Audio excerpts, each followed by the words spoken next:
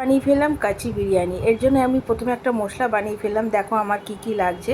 তেজপাতা, জিরা, সাই জিরা, দারচিনি, এলাচ, লবঙ্গ, শুকনো লঙ্কা, স্টার আনিজ আর জায়ফল, জয়িত্রী। এবার এদিকে আমি 1 কেজি মাংস নিয়ে নিচ্ছি। তার মধ্যে আমি কয়েকটা জিনিস মিশিয়ে নিচ্ছি। প্রথমে নিলাম টক দই, তারপরে আদা, রসুন আর কাঁচা লঙ্কার একটা পেস্ট বানিয়েছিলাম, সেটা দিয়ে দিলাম। তারপরে দিলাম আমন্ড আর পোস্ত বাটা 3-4 চামচ দিয়ে দিলাম।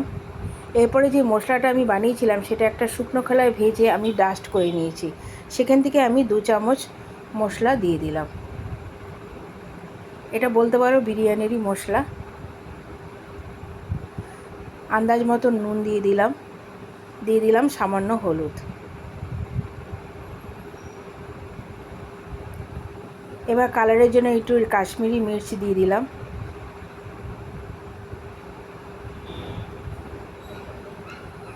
এবার কিছু বেরেস্তা বানিয়েছিলাম সেটাও দিয়ে দিলাম। এবার বেরেস্তা যেই তেলে ভেজেছিলাম সেই তেলটা আমি অ্যাড করলাম। এখানে কিন্তু আমি কোনো কাঁচা তেল অ্যাড করিনি। তোমরা কিন্তু ভেজে রাখা বেরেস্তার তেলটাই এই চিকেনে দেবে। এবার সবকটা উপকরণ ভালোভাবে মাখিয়ে প্রায় 1 ঘন্টার জন্য আমি রেখে দেবো।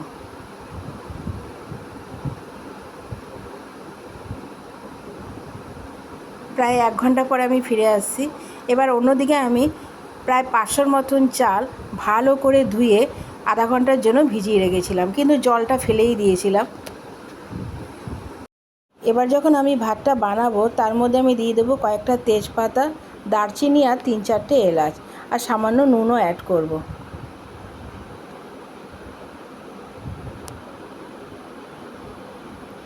এবার চালটা কিন্তু আমি পুরোটা কুক করব না, প্রায় 70% কুক করে আমি নামিয়ে ফেলবো।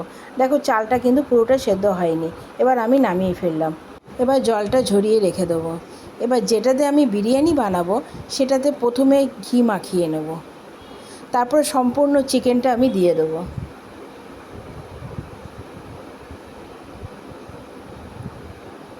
সম্পূর্ণ চিকেনটা দিয়ে দেবো, তারপরে আমি ভাতটা দিয়ে দেবো।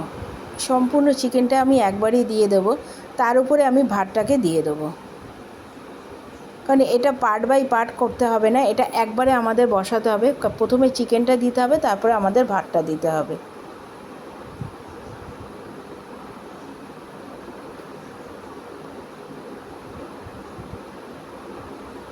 এরপরে আমি কয়েকটা আলু সিদ্ধ করে ভেজে রেখেছিলাম, সেটাও দিয়ে দিলাম। তার উপর দিয়ে ছড়িয়ে দেবো একটু বেরেস্তা।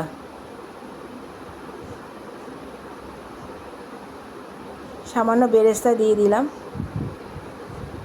তারপরে আমি একটু দুধের মধ্যে একটু কালার মিশিয়ে রেখেছিলাম, সেই কালারটাও আমি দিয়ে দিলাম। দেখো আমি একটু কেমন ফাঁক ফাঁক করে রেখেছি, ফাঁক করে তার মধ্যেই আমি কালারটা দিয়ে দেবো। তোমরাও ঠিক এভাবেই করো বাড়িতে। এবার আমি দিয়ে দিলাম ঘি। ঘিটা একটু বেশি পরিমাণেই দিয়েছি, কারণ বিরিয়ানিতে ঘিটা না দিলে বেশ খুব একটা ভালো লাগে না, তাই ঘিটা আমি একটু বেশি করেই দিয়েছি। তারপরে দিয়ে দিলাম মিঠা আতর। তোমরা অবশ্যই বাড়িতে একবার এটা ট্রাই করো, আর আমাকে অবশ্যই একবার কমেন্টস করে জানাবে যে কেমন হলো। এইভাবে রেসিপিটা আমি এইবার প্রথম করলাম, খেতে কিন্তু দারুণ হয়েছিল।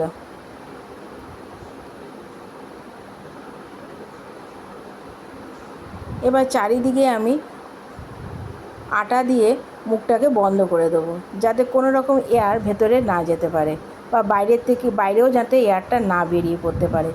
এবার চারিদিকে দেখো আটা দিয়ে এভাবে আটকে দিলাম। এবার যেই থালাটা দিয়ে আমি মুখটা বন্ধ করব, একটু ভালো করে চেপে দেব, ভালো করে আটকে নিতে হবে যাতে কোনো এয়ার বাইরে বেরিয়ে না যেতে পারে। এবার এটাকে একদম ধিমি আঁচে প্রায় আধা ঘন্টার জন্য আমি বসিয়ে দিলাম। গ্যাসটা কিন্তু একদমই বাড়ানো যাবে না, খুব অল্প একদম ধিমি আঁচে এটাকে করতে হবে। প্রায় আধা ঘন্টার জন্য বসিয়ে দিতে হবে। এটা সম্পূর্ণ হয়ে যাবে, নামিয়েও এটা 10 মিনিট রেখে দিতে হবে। 10 মিনিট পরে আমি তোমাদেরকে খুলে দেখাচ্ছি।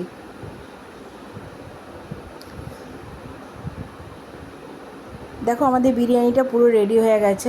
চালটাও দেখো কেমন নরম হয়ে গেছে। পুরোটাই হয়ে গেছে। এবার চিকেনটাও কিন্তু খুব নরম হয়ে গেছে। তোমরা বাড়িতে অবশ্যই একবার ট্রাই করো আর আমাকে কমেন্টস করে বলো আমার রেসিপিটা তোমাদের কেমন লাগলো। আমার রেসিপিটা যদি তোমাদের ভালো লেগে থাকে তাহলে অবশ্যই একটা লাইক, কমেন্টস আর শেয়ার করে দিও। আসছি আবার পরবর্তী রেসিপি নিয়ে। এখনের জন্য টাটা।